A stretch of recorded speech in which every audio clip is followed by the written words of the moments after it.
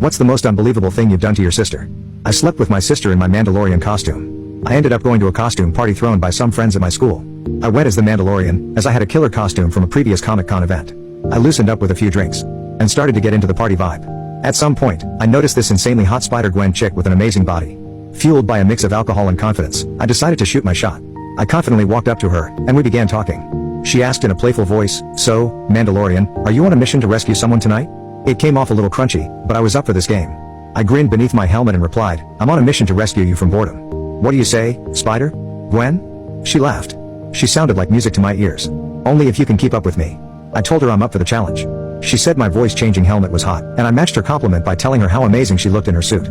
I put my arm around her and we locked eyes beneath our masks. She grabbed my hand and led me to a dark, empty bedroom. We started fooling around, still wearing our masks.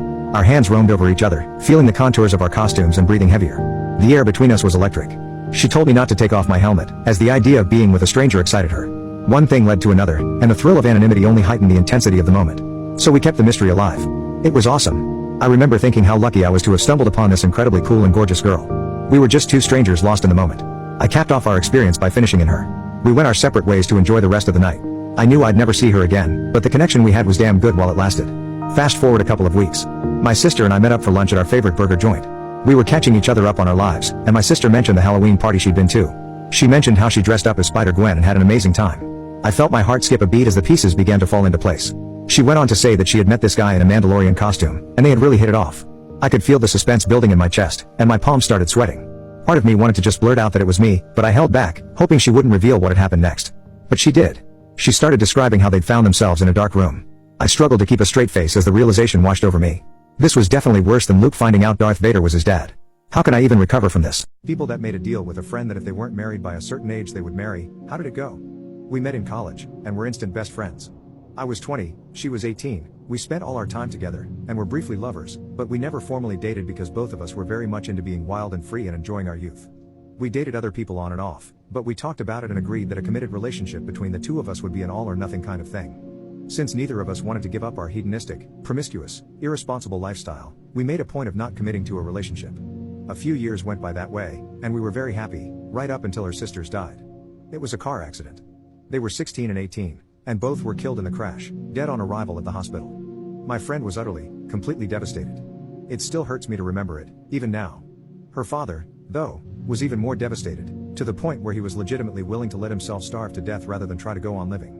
She moved home, out of state, to take care of him. She cut ties with everyone for a while, even me. I didn't see her again for 2 years. She was so different after that. Before the accident, she'd always been the most joyful, exuberant, positive person I'd ever met. After she came back, she was quieter, sadder, maybe wiser. I wanted to be there for her more than I'd ever wanted anything in the world. Not being able to fix things for her, not being able to make it better, that hurt more than anything I could ever remember. I guess that's when I realized how in love with her I was. I told her that I loved her, that I wanted to be there with her, and she told me that she couldn't handle the idea of any kind of emotional connection for a while. Maybe a few years, she said. Maybe never. Maybe she'd never be able to open up emotionally again. She said she needed space for me, particularly for me. She said she needed to figure out what it meant to be alive in a world where her sisters were gone. She asked me to give her time and I told her that I'd give her anything she wanted. She told me that she'd never been happier than she was when we were together. I told her the same. I told her that I understood, and that's when we made our pact. I was 25 then and she was 23. We agreed if she turned 30 and I turned 32, and if she had learned to heal, and if she hadn't fallen in love with someone else, and if I hadn't fallen in love with someone else, then we'd get married. So that's how we parted ways.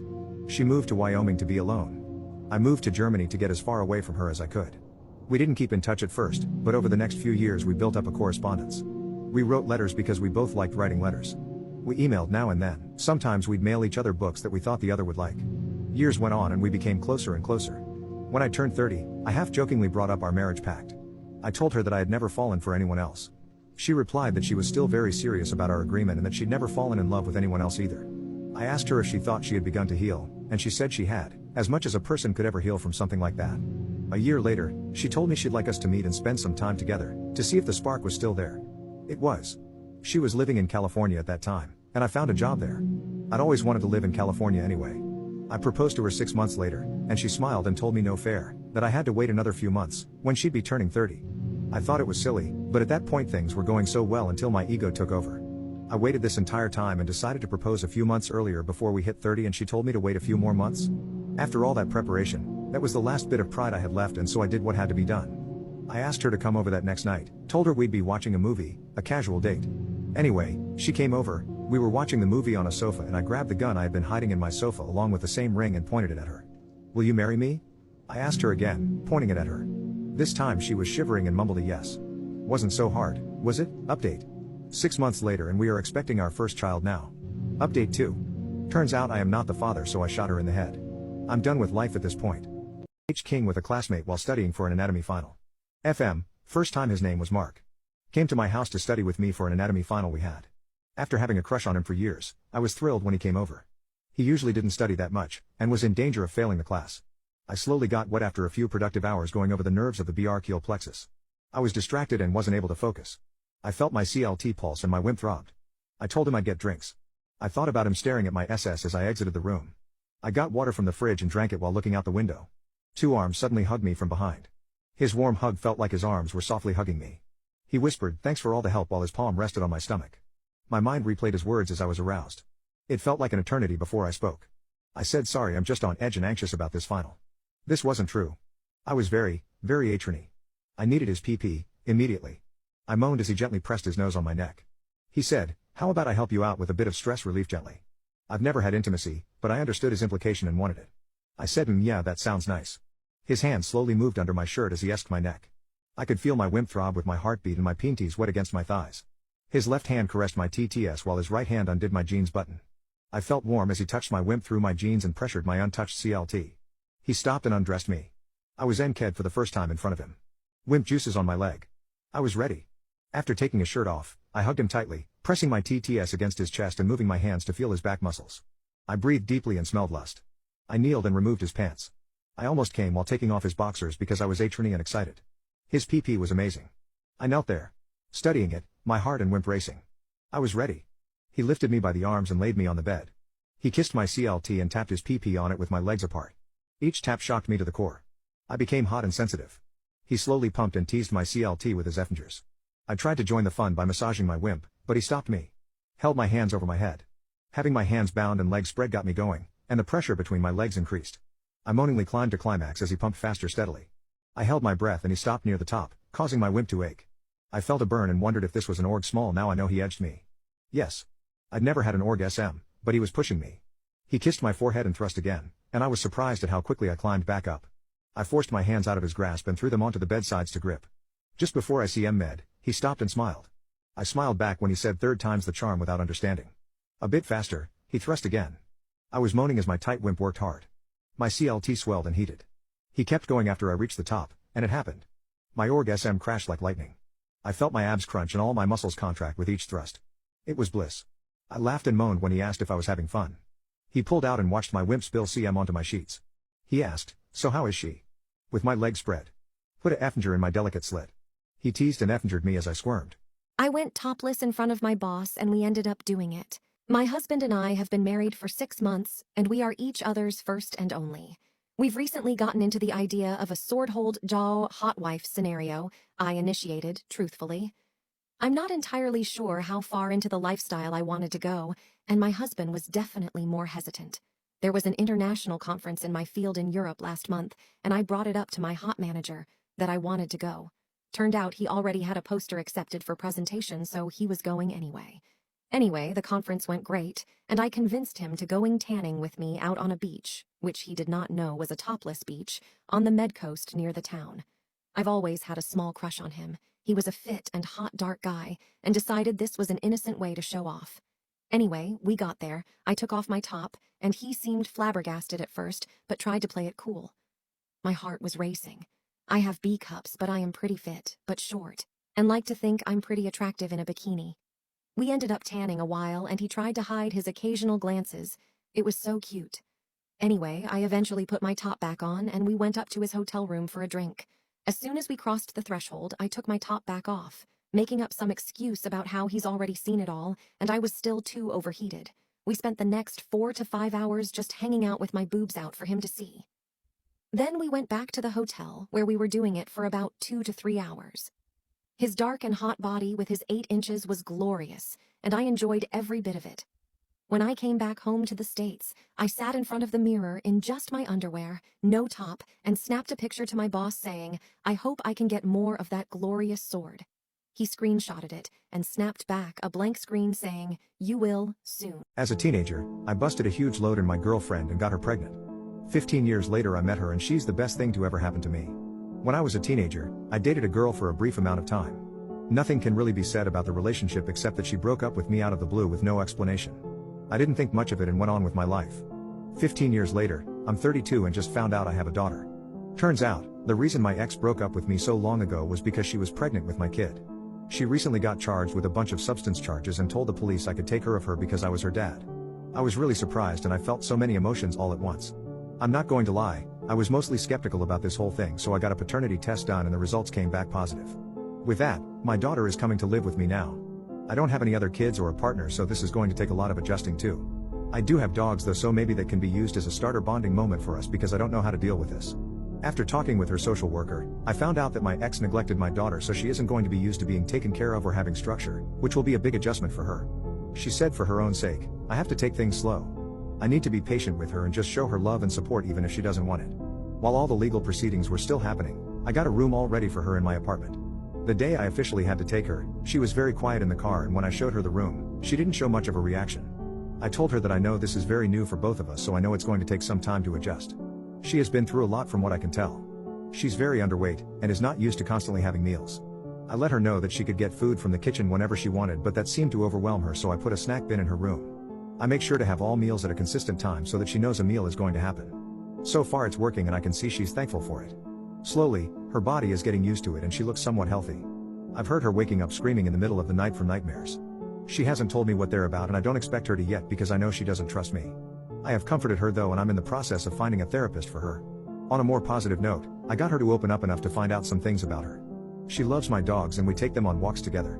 She's pretty silent during those walks too, but just spending time with her is enough. She's also smart and loves to read, so I offered to take her to Barnes & Noble to buy some books she'd like to read.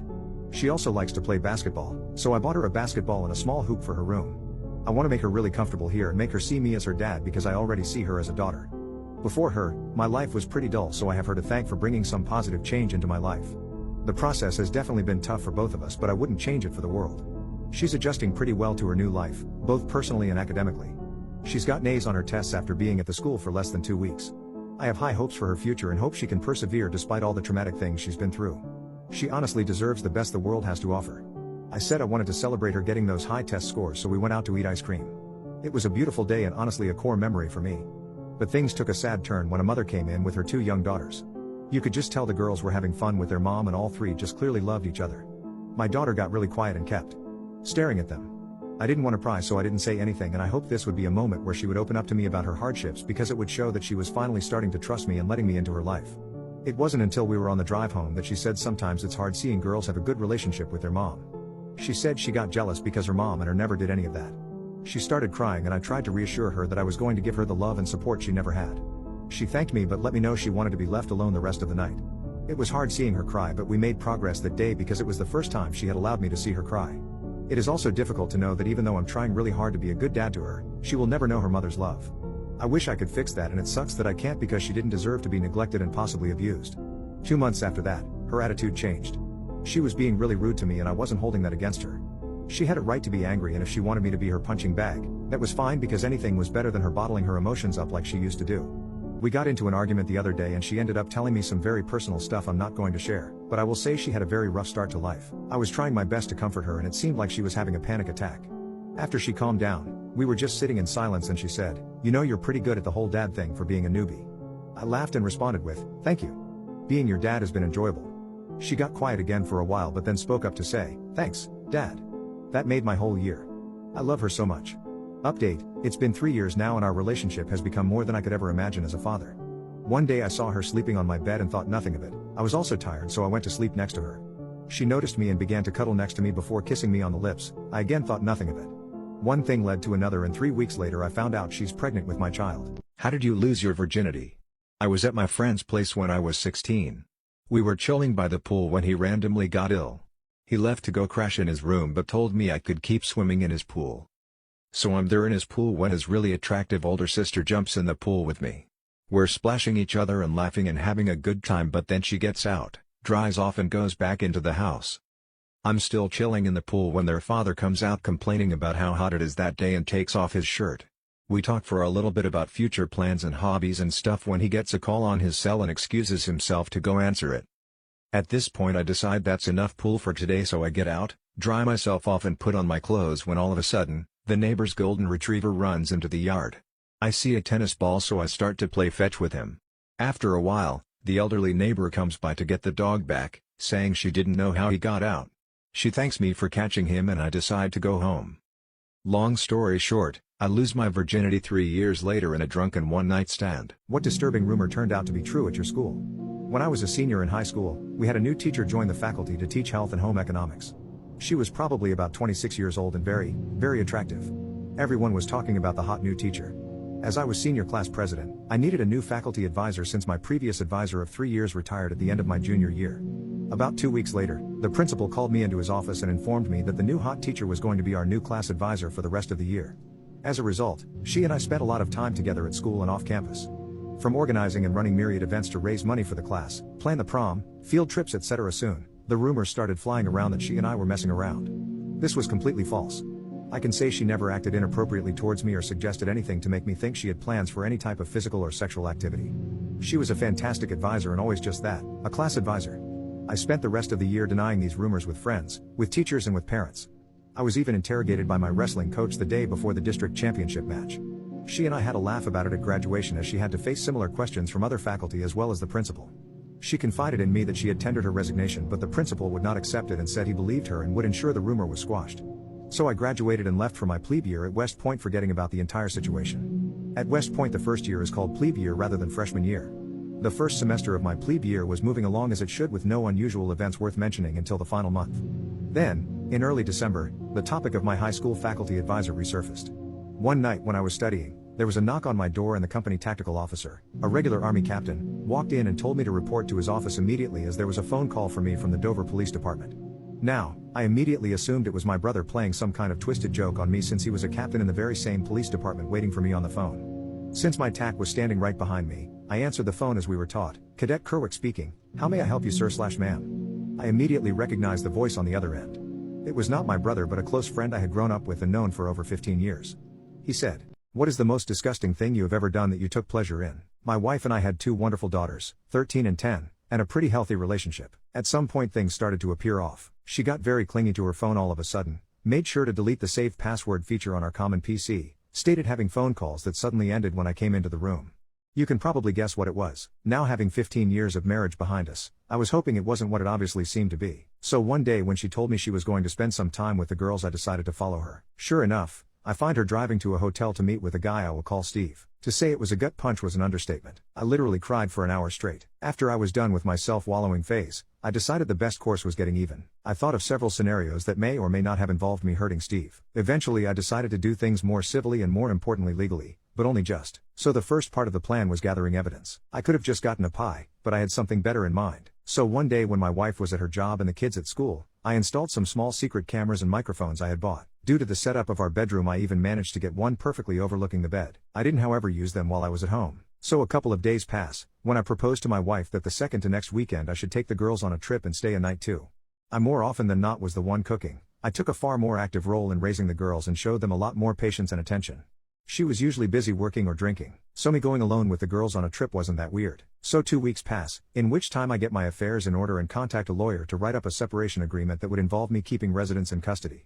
I go on the trip, try to not give anything away to the girls and wait and see if Steve and my wife fall into the trap. When I returned I checked the recordings of the weekend, and sure enough it's a 36-hour fest. When they weren't doing the deed, the dialogue was something even better. I found out that Steve had a wife, but even worse, they also talked about me. And I heard the obvious character assassination that I expected about how small my PP was, an insecurity of mine, how I didn't satisfy her. But there was some really hurtful stuff, like her telling Steve some of my deepest secrets and shameful stories that I had only told her about, just so they could have a laugh.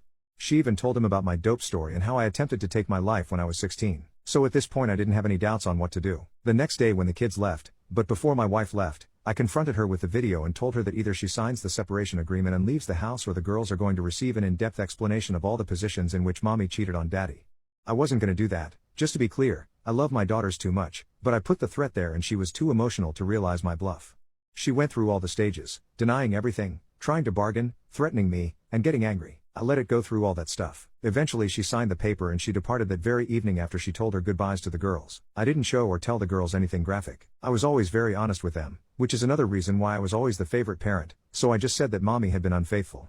The younger took some time figuring it out, but that was made up by my older getting mightily upset. She had just gotten her first boyfriend, as I'm not sure the term really applies at that age, but she knew enough of the world to get mad big time. This would be important at a would-be custody battle, as though she did for the moment agree to give over custody. I feared, and I was right to fear, that she would try and fight me for the kids.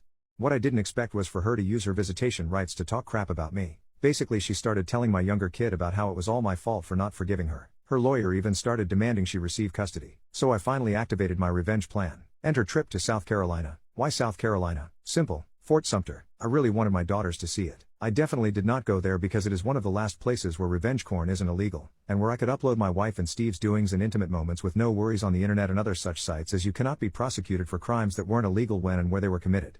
I especially made sure to include the clip where Steve could not get it up. I sent the links to my wife's employer, her clients, and everybody in her line of work just to be sure, to Steve's wife and to his firm. Steve soon got a divorce. I feel sorry for his wife as she was an innocent victim in all of this, but I think it's better that she found out. As for my wife, this was the end of any chance to get custody. She soon got fired from her job of 8 years. I got custody. Yes, due to her being unemployed, I got no alimony, but honestly I make enough money to sustain both me and the girls, so I don't care, and I'm good enough at caring for them and they are old enough to allow me to have a full-time job. Several months later, my wife is still unemployed. Last time I spoke to her wife she threatened to come and take my life and how this will be revenge for ruining hers.